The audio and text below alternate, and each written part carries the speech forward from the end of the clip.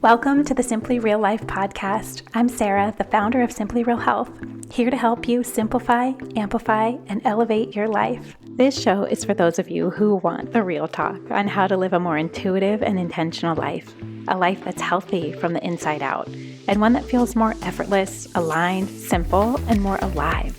We cover it all, from health, wellness, mindset, motherhood, daily habits and rituals, to business and relationships, creativity and growth, and tiny tricks to feeling your best, and the energetics behind it all filled with personal stories, unfiltered conversations, and of course, answering all of your burning questions, all in the way of simplicity and keeping it real, so that you can create your own version of your healthiest life. Let's do it. Welcome back to the show this week. I'm so glad that you are here. Thank you for just taking a moment for yourself to reset your energy, get some new ideas. I always find podcasts to be so helpful to give us some ways to keep things fun and exciting, especially as there is constant change going on in our lives. I mean, if you are anything like me, you are definitely a busy woman. I almost don't even like the word busy, but your life is full. There's so many things going on. And the act and practice of taking a few minutes out of your week to think bigger and to get creative about some things and just learn to create your life in a way that feels really good to you, I think is oftentimes reliant on those little pauses that we take and feeling like you can do that and figure out ways to do that more consistently, even if your life does feel very full at the moment. It's something that is always so helpful for me. Just like getting my brain thinking in a different direction or getting some new ideas or thinking about something in a different way. That growth and expansion always feeds my soul in such a big way. So today's episode hopefully will be one of those things that also helps you do that in the midst of your life. And it's a question that came in. And at first I was like, I don't know if this is anything different that I do, but happy to share what I do.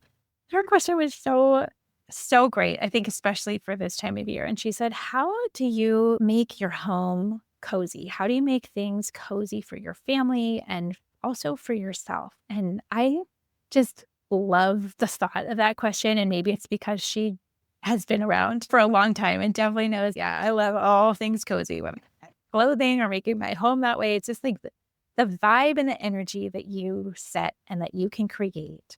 I think it's such a magical power that we all have. We all have. If you want to tap into it, and whether it's cozy or some other feeling for you, but like creating a feeling of what you want in your life, like can be a vibe and energy, but it also can be something that's very physical in nature. Of how do you actually create something like that? And in thinking about it, I'm like, there's a lot of things I do. To me, the practice of creating a feel in itself, whether it's like a feel for me, or it's a feel for my family, or a feel for my friends, or feel for my home, it feels like a different creative side of my brain. It almost feels like art in some ways. And I'm not saying I'm great at it. I am not.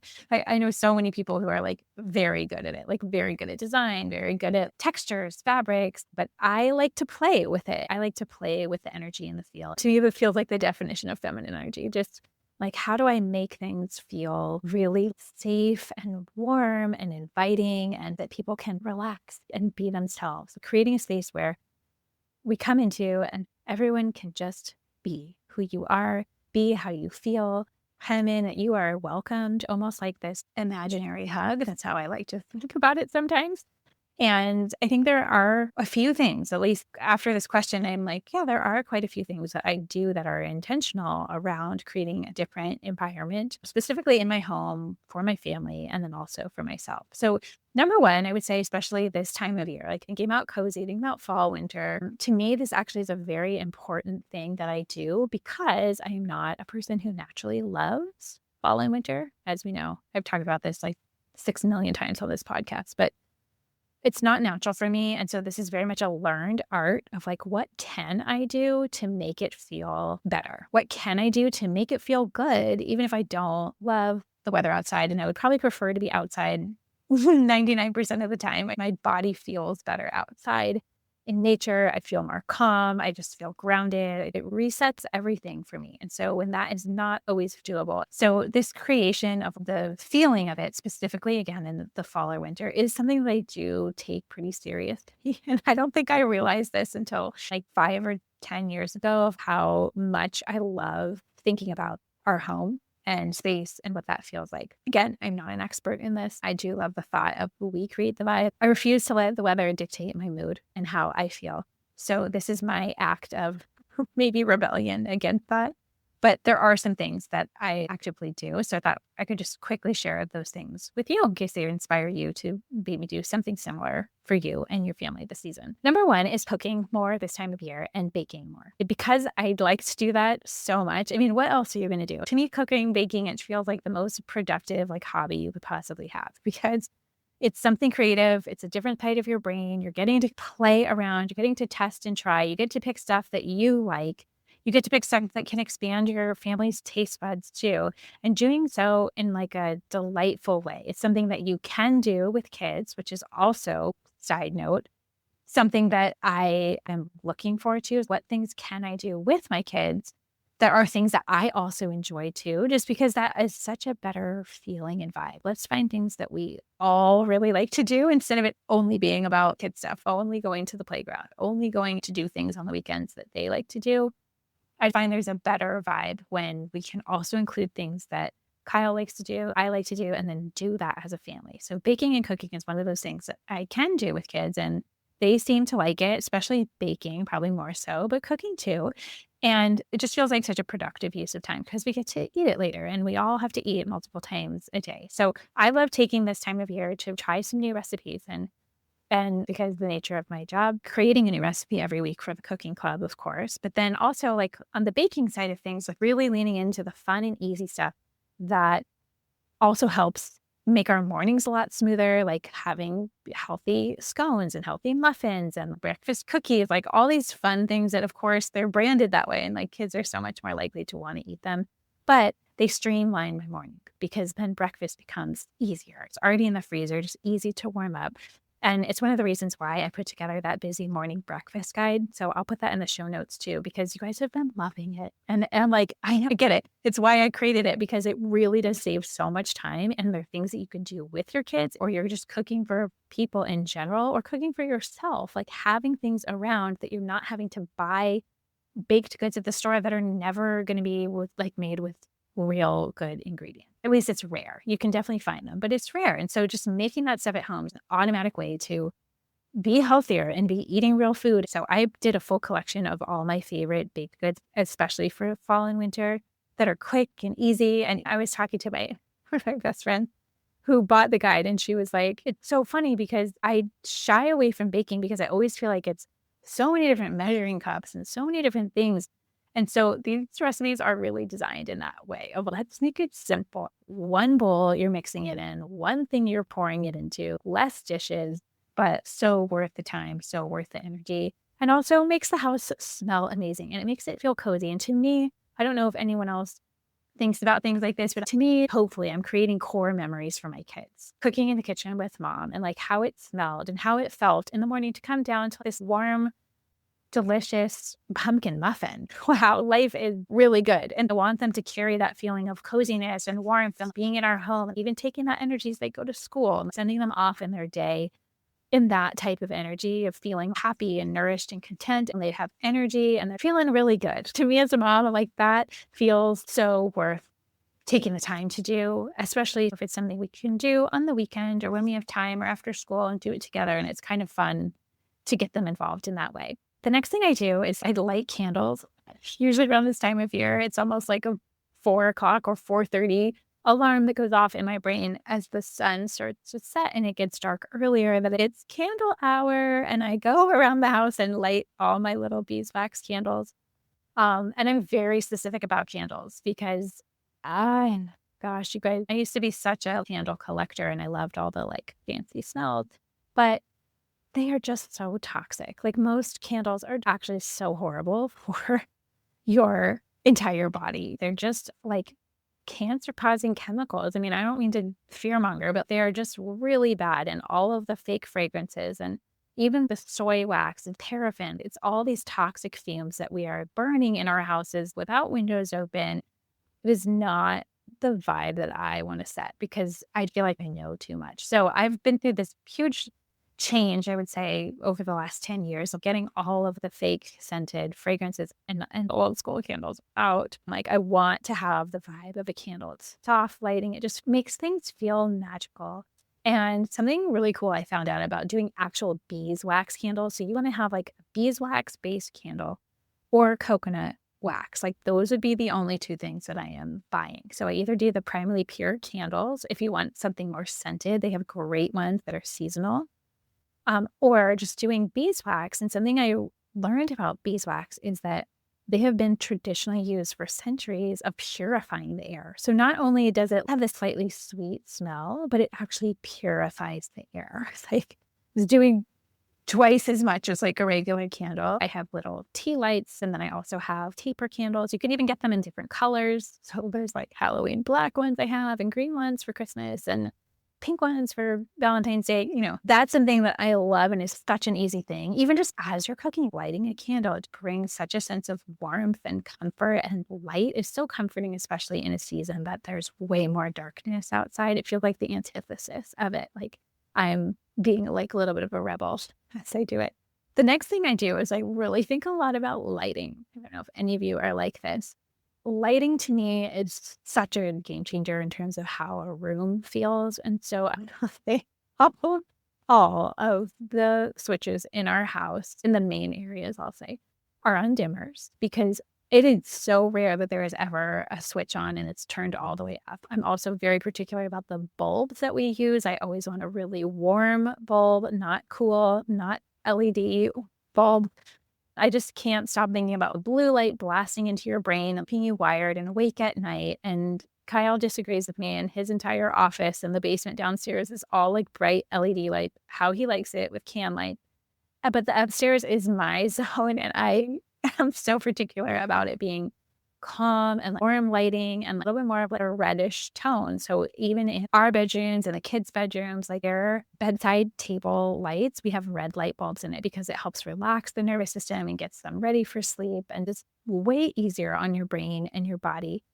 And so even if it's not red lights throughout our whole house, I have dimmer switches, and then I also have just like the warm toned lights, and then using things like lamps or candles. Like it's rare that I have full overhead lights on in any space unless it's very dark and I don't know, we're needing that for some particular reason. So I feel like it's worth putting some dimmer switches in, worth changing out your light bulbs. It just brings a whole different feel and really makes a difference. You'll start to notice. You'll start to notice places where they don't have that, like malls or shopping centers or stores, and you come out and you're like, whoa, your eyes are dry and you just don't feel great. It's a very big distinction and the opposite of how I want my home to feel.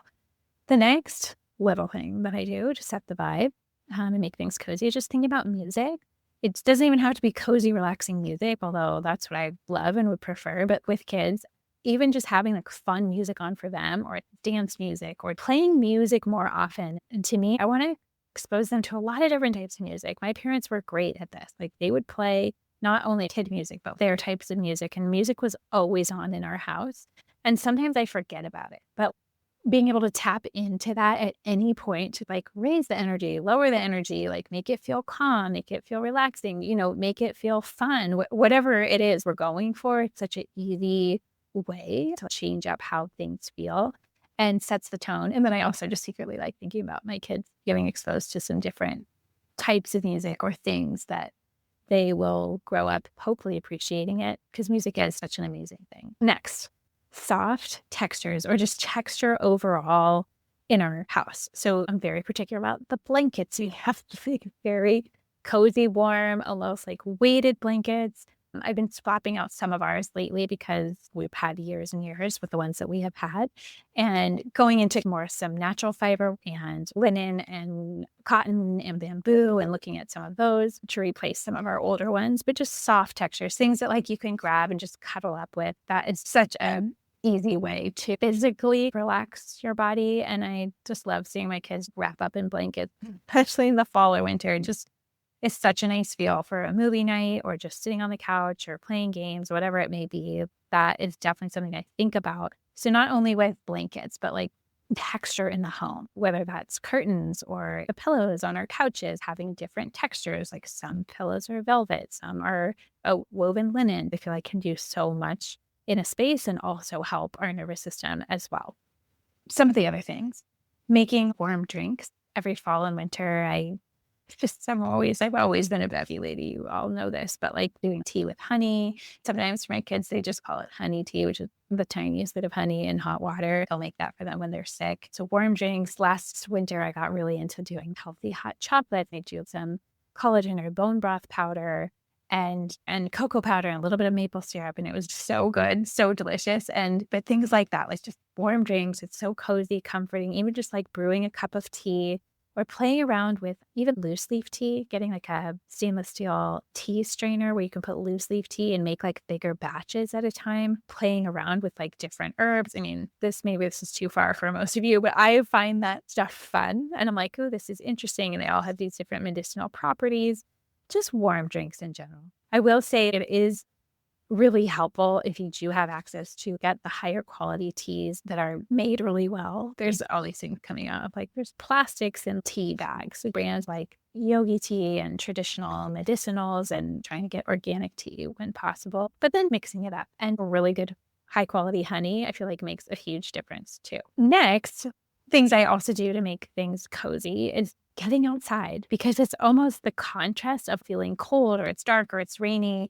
And then you come in and it's this magical transformation into the inside. Just even like having that contrast, I feel like makes things feel so much better when you do come in, is being outside more. And so again, having the gear for that and taking adventures still when it's rainy and it's cold makes it just that much more cozy and exciting to come back to. So that's kind of a backwards tip, but there you go. And then also just looking at things like bedding, like do you change stuff out for the season? Do you need like slightly warmer sheets? Things like linen and hopefully natural fibers, but like linen can be a little bit warmer, or a brushed organic cotton. Some people like flannel sheets. It's too hot for me, but things like that. We're looking into different textures, different feels, different fabrics. What does the season call for? Is there anything else like that? The last thing I will say just on like home stuff is the art of baths. And I think baths become such a great thing in the winter. Or maybe it's a really hot shower if you don't have a bathtub and you're dropping some essential oil as the shower stream's coming down. And it just makes the entire room smell amazing, or just some way where it's calming, relaxing. That's a lot of what we need this time of year, is like warming of our bones, warming of our bodies. And so any ways to get that, like soups with cooking, making warm drinks, baths, like that is the ultimate cozy feeling, and also helps with regulation of our nervous system and being able to like actually relax our body. Last thing I will say, and because our question was like, what do you do for yourself? Like the thing I do for myself that makes me feel the coziest, aside from all these things I'm doing in the house, is having clothing that feels cozy and warm. Clothing that I can feel like I can go outside and still be active and still be healthy and still be doing all the things I want to do.